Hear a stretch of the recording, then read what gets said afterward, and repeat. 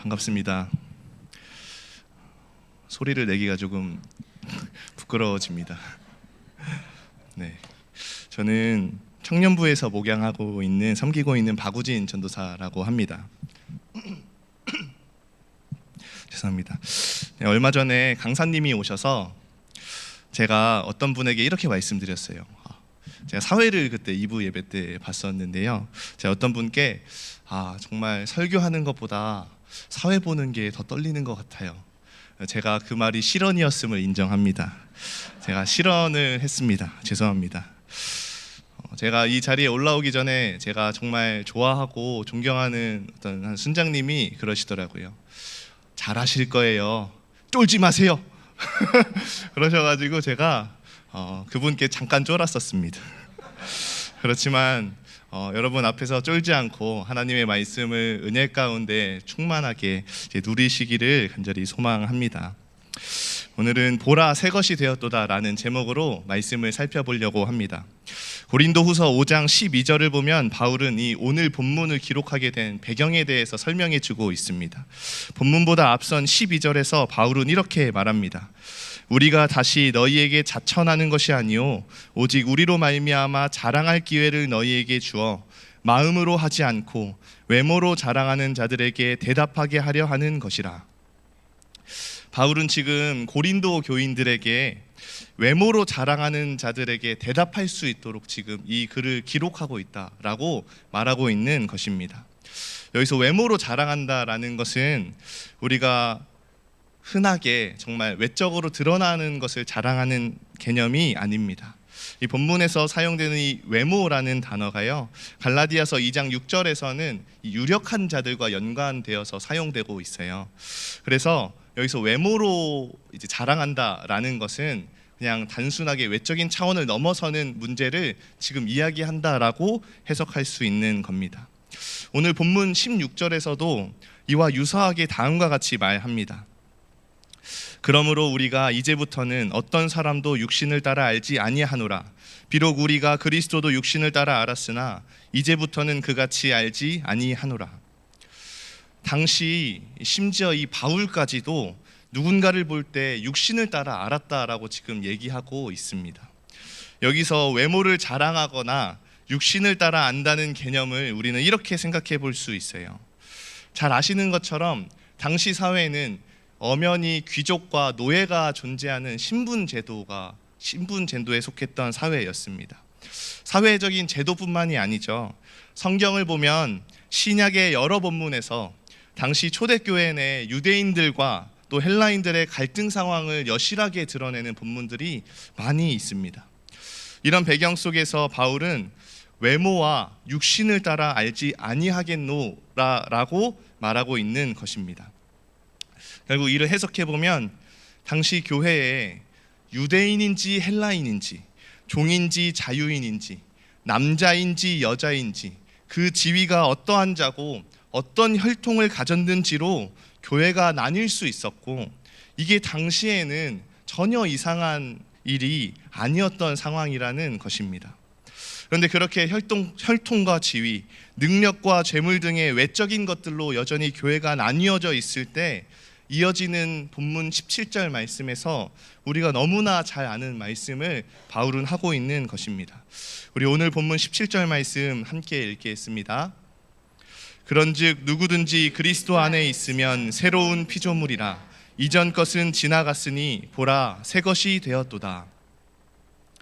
이것이 무엇을 말할까요?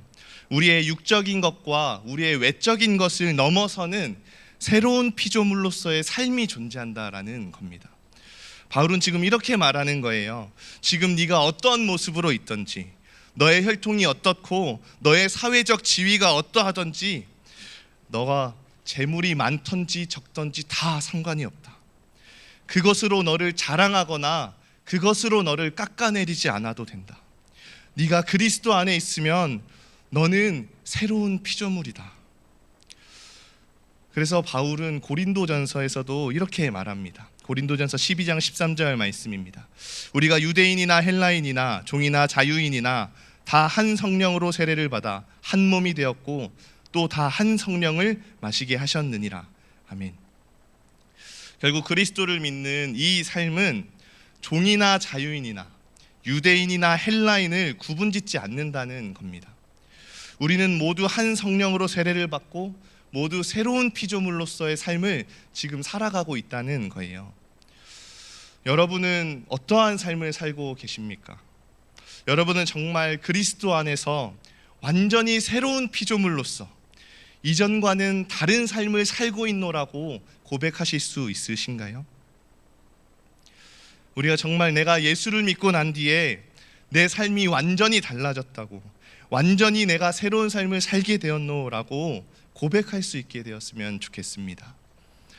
이전에는 내가 가진 것으로, 나의 지위로, 나의 재물로, 나의 능력으로 나를 평가하고 그 가치들로 나 자신을 바라보았다면, 이제는 내가 나를 보는 기준이 나의 어떠함이 아니라 하나님의 사랑과 그분이 보시는 시선으로 나를 보게 되어지는 은혜를 우리가 고백하게 되어졌으면 좋겠습니다.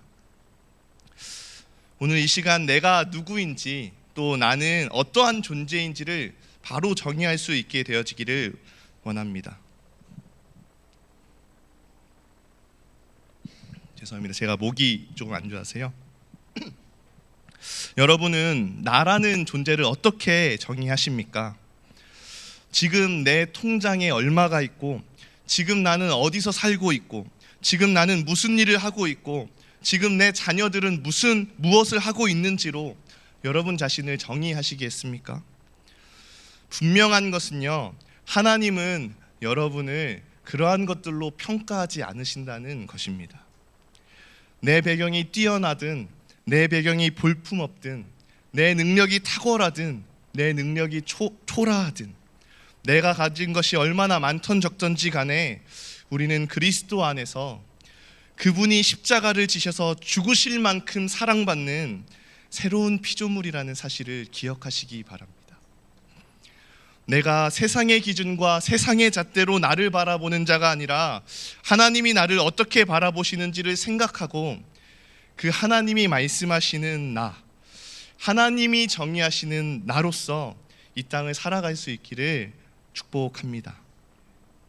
내가 나를 어떻게 바라보는지가 너무나 중요합니다. 어느 날 아내와 둘이 카페에 가서 저는 업무를 보고 있었고요. 아내는 자기가 책을 읽고 있었는데 자기가 읽던 책을 저한테 보여주더라고요. 너무 재미있다고 한번 읽어보라고 해서 제가 한번 봤었습니다. 그 책은 류시화 시인의 좋은지 나쁜지 누가 아는가라는 책이었어요. 이 류시화 시인 분이 굉장히 독특한 분이시더라고요. 거기서 이분이 자신의 일화를 하나 소개하는데요. 이분이 대학교 때 졸업반이었을 때 돈이 없어서 어느 싼 월세방에 들어가게 되었대요. 그런데 거기가 평범한 곳이 아니었고 어느 종교단체의 공동거주지였다고 합니다. 이분은 문학을 전공하는 사람으로서 당시 졸업반 때 이렇게 뭔가 격리되어 있고 이렇게 독립된 공간에서 자기가 시도 쓰고 그 공간을 이렇게 산책하면서 지내는 게 참 만족스러웠다라고 회고하시더라고요.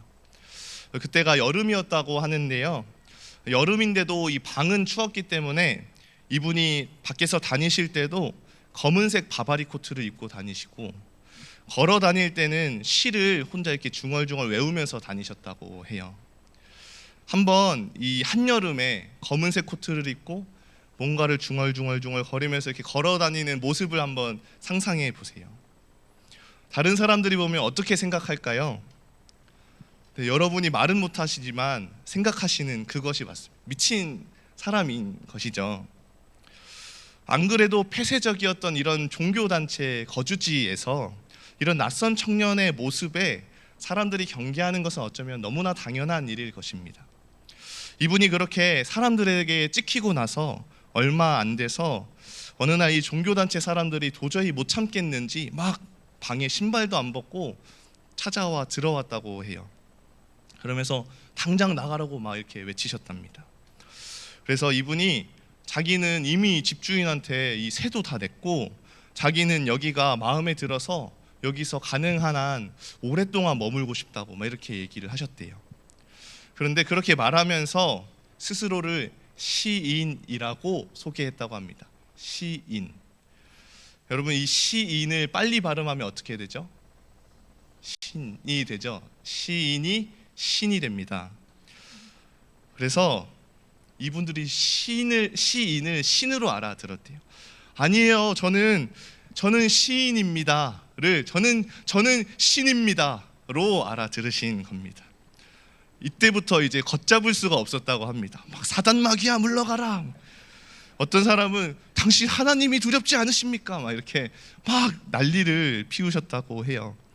제가 한 말이 아니라 정말 이 책에 이분이 겪으신 일입니다. 결국 이분이 거기서 쫓겨나셨대요. 그런데 때마침 그 근처에 살던 후배를 마주쳐서 다행히 그 후배 집 창고에서 머물 수 있게 되었다고 합니다. 그렇게 거기서 지내고 있는데 이번엔 이 밤에 장마로 비가 또 엄청나게 쏟아져 내려서 이 철제 지붕을 두드리는 소리 때문에 시끄러워서 잠에서 깨어서 밖에 나가봤더니 장맛비 때문에 강물이 불어나서 강물이 창고까지도 이제 집어삼킬 듯이 넘실거리고 있었다고 해요. 아니, 자기가 살던 곳에서 이상한 사람으로 몰려서 지금 쫓겨난 것도 너무 서러운데 쫓겨나서 사는 곳에서도 이제는 자연재해로 위태로우니까 이분이 얼마나 서러우시겠어요. 당시 대학 졸업을 앞둔 문학 청년으로서 여러모로 미래가 염려되는 가운데 이런 여러 안 좋은 상황들이 겹치니까 이분이 마음으로 너무 힘드셨대요. 그런데 그 강물을 바라보다가 갑자기 이런 생각이 드셨다는 겁니다. 나는 시인이 아닌가. 신이 아니라 시인입니다. 자기를 시인이라고 생각하고 자신이 누구인지를 확실히 정의하고 보니까 갑자기 이런 여러 어려운 상황들이 시인으로서 마주해야 할 상황들로서 마땅히 맞닥뜨려야 할 상황들로서 여겨지기 시작했다는 겁니다. 그 순간 자기 얼굴을 때리는 이 빗방울들이 마치 시인이 받는 축복처럼 여겨졌다고 해요. 그리고 류시와 시인은 책에서 이렇게 말합니다. 언제 어디서나 나 자신이 시인임을 기억할 때 모든 예기치 않은 상황들을 마음을 열고 받아들일 수 있었다. 그때 삶이라는 이 사건이 글을 쓰기 위한 선물로 바뀌었다. 우리는 이 일화에서 내가 스스로를 누구라고 정의하는지 그리고 그것을 어떻게 인식하고 있는지가 얼마나 중요한 일인지를 깨닫게 되는 것 같습니다. 끊임없이 자신이 누구인지를 알아가고 찾아가는 이 인생의 여정 속에서 여러분은 스스로를 누구라고 정의하시겠습니까? 내가 나를 정의할 때 나의 직업으로, 나의 가진 것으로, 나의 생각으로 정의하지 않고 나는 그리스도 안에서 새로운 피조물이라고 고백할 수 있는 은혜가 있었으면 좋겠습니다. 집어삼킬 것 같은 그 강물 앞에서도 스스로 시인이라는 것을 깨달았을 때 두려움이 사라졌는데 이 세상 속에서 살아가는 우리가 나는 그리스도 안에 새로운 피조물이라는 것을 깨닫는다면 우리가 무엇을 두려워할 것이 있겠습니까? 그분의 그 사랑 위에서 그리고 그분의 그 은혜 아래에서 이 세상을 그리스도인으로서의 정체성을 가지고 담대하게 살아낼 수 있는 저와 여러분 되시길 간절히 소망합니다. 그리고 본문은 새로운 피조물로서 내가 누구인가에 대해서 이 20절에서 다음과 같이 말합니다. 우리 본문 20절 말씀 함께 읽도록 하겠습니다. 그러므로 우리가 그리스도를 대신하여 사신이 되어 하나님이 우리를 통하여 너희를 권면하시는 것 같이 그리스도를 대신하여 간청하노니 너희는 하나님과 화목하라. 아멘. 바울은 새로운 피조물로서의 우리의 정체성에 대해서 그리스도를 대신한 사신이라고 정의합니다. 우리는 그리스도의 사신이라는 것을 기억해야 해요. 그리스도의 사신으로서 바울이 외친 것, 그리고 우리가 함께 외쳐야 하는 것은 바로 하나님과 화목하라는 것입니다.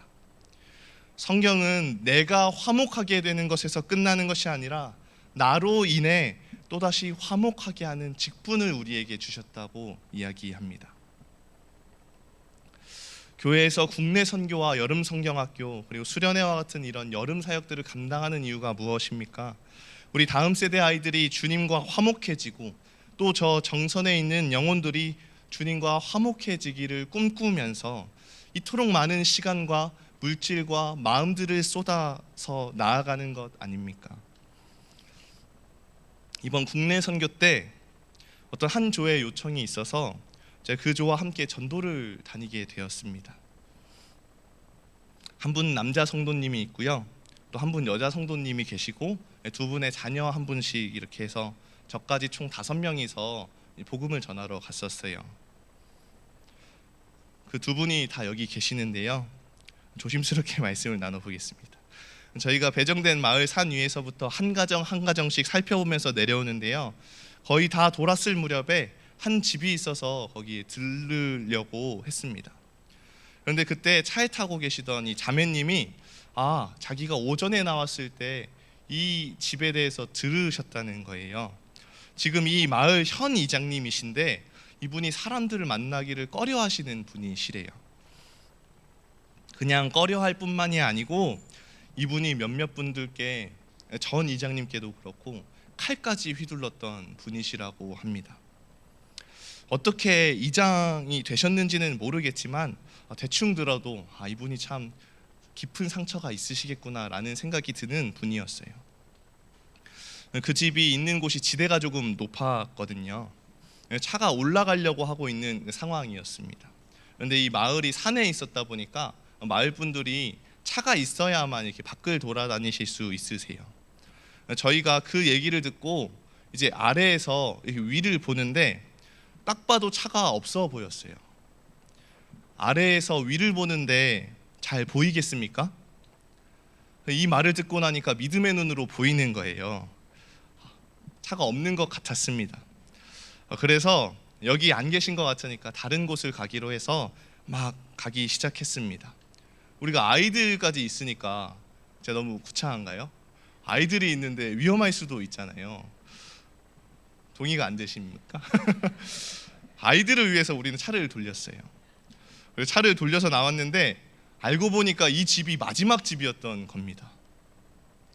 더 이상 갈 만한 다른 곳이 없었습니다. 그래서 자매님이 또 이렇게 말씀하시더라고요. 저 집 다시 한번 가볼까요? 저는 이분이 믿음이 이렇게 좋으신 분인 줄 이때 처음 알았습니다. 여러분이 만약 이런 상황 속에서 교역자라면 어떻게 하시겠어요? 저는 그런 분일수록 더 복음을 전해야 한다고 생각했어요. 그런데 아이들이 있으니까 위험할 수도 있잖아요. 그래서 위험하다고 말해야 하는데 제 생각이 먼저 나왔습니다. 그런 분이라면 더 복음을 전해야 하지 않겠냐고 말해버린 거예요. 제 믿음도 좋더라고요.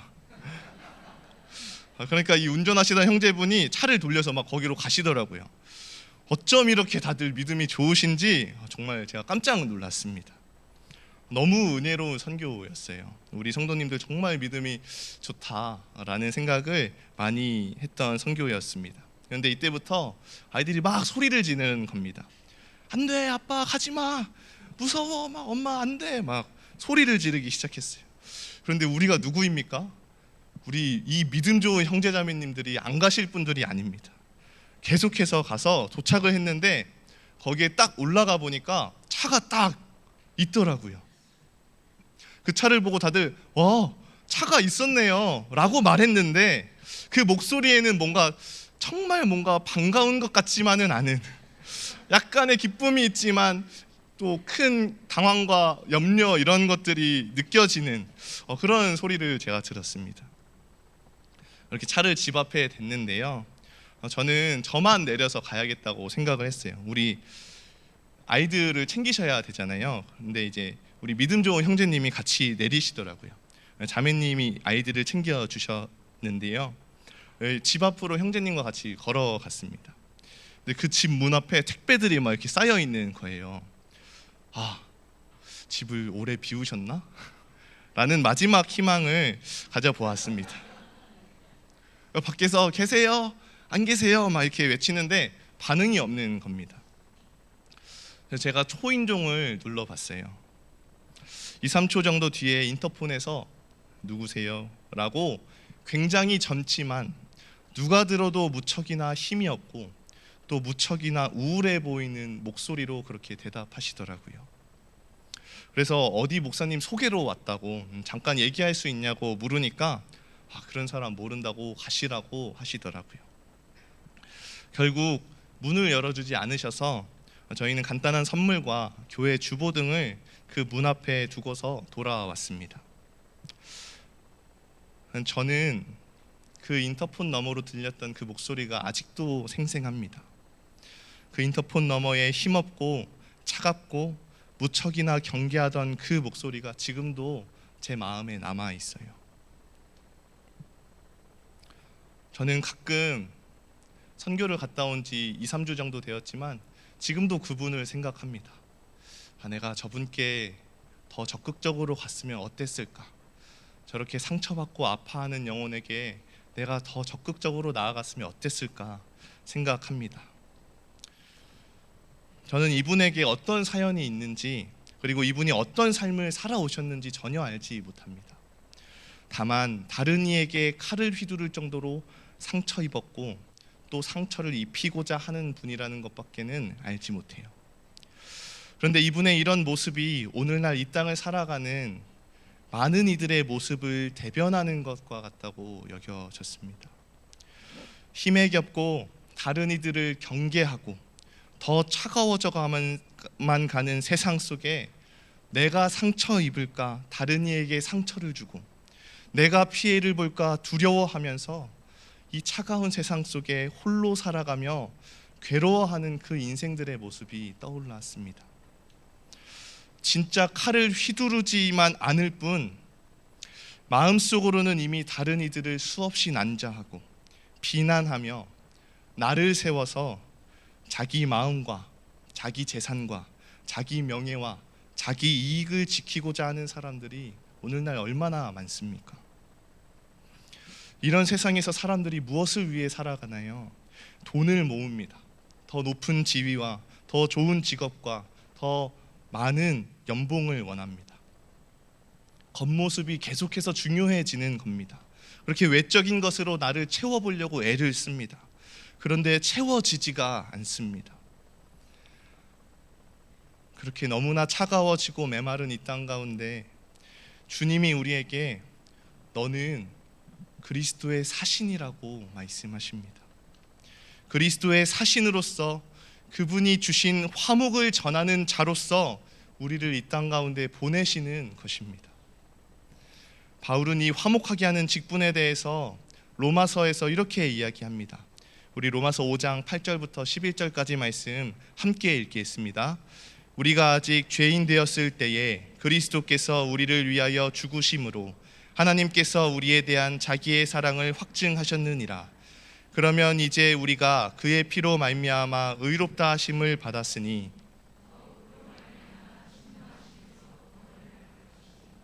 곧 우리가 원수 되었을 때 그의 아들의 죽으심으로 말미암아 하나님과 화목하게 되었은즉 화목하게 된 자로서는 더욱 그의 살아나심으로 말미암아 구원을 받을 것이니라.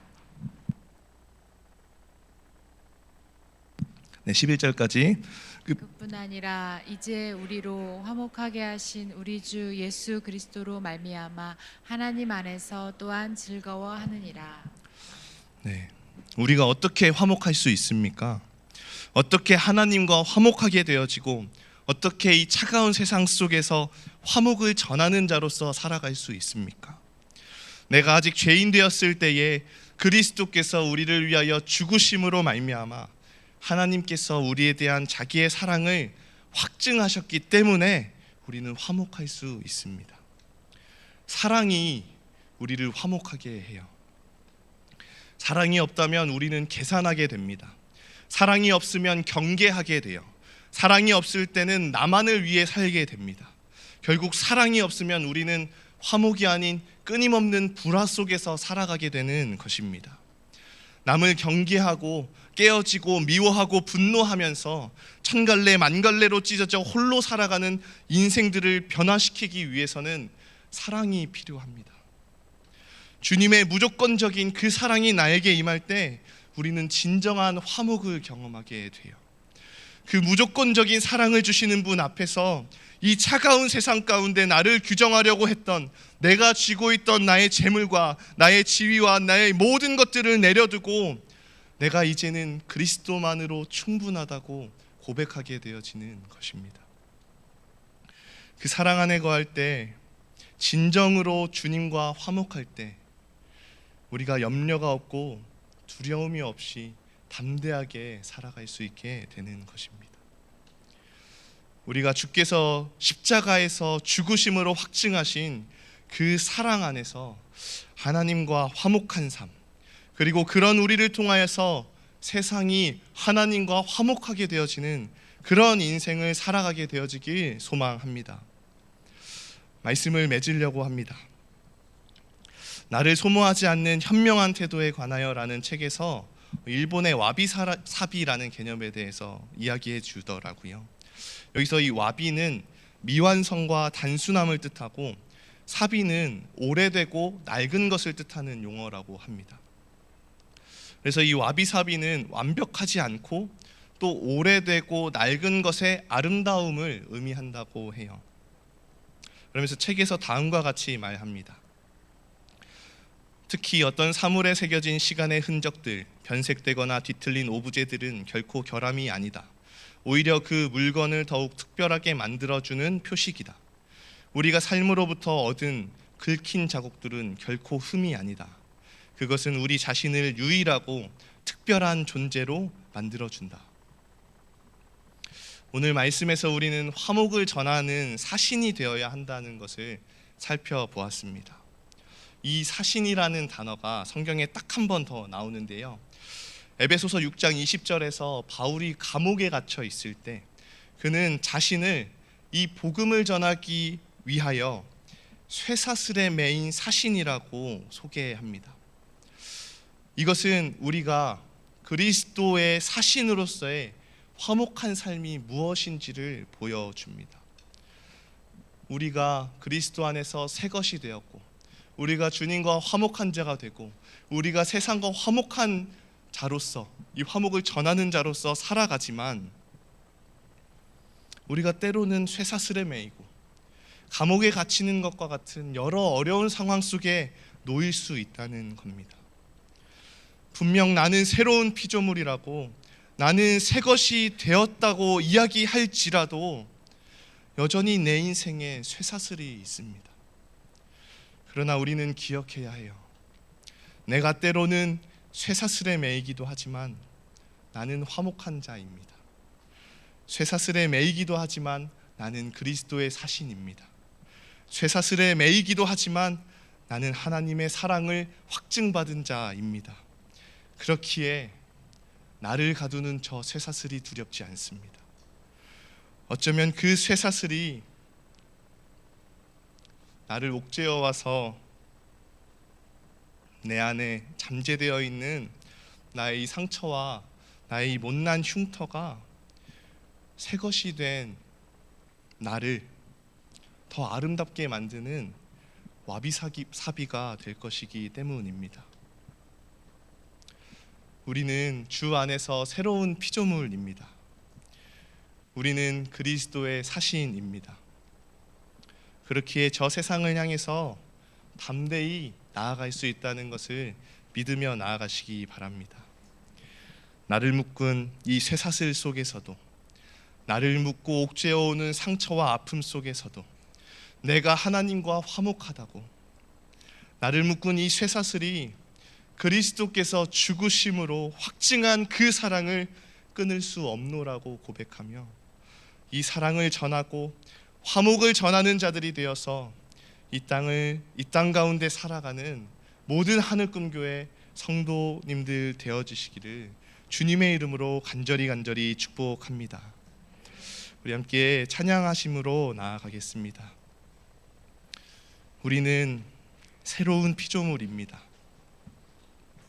내가 이 땅을 살아갈 때에 나는 여전히 안개 속을 살아가는 것 같고, 내 삶에 빛이 보이지 않는 것 같고, 여전히 내 상처와 아픔들, 여전히 나의 저 외적인 것들을 추구하는 이 죄악된 죄성들이 나의 발목을 붙잡지만 그 모든 나의 쇠사슬로부터 주께서 그 사랑을 확증하셨기에 그 쇠사슬 속에 있을지라도 나는 안전하고 나는 만족하고 나는 기뻐하노라고 고백할 수 있는 우리가 되었으면 좋겠습니다.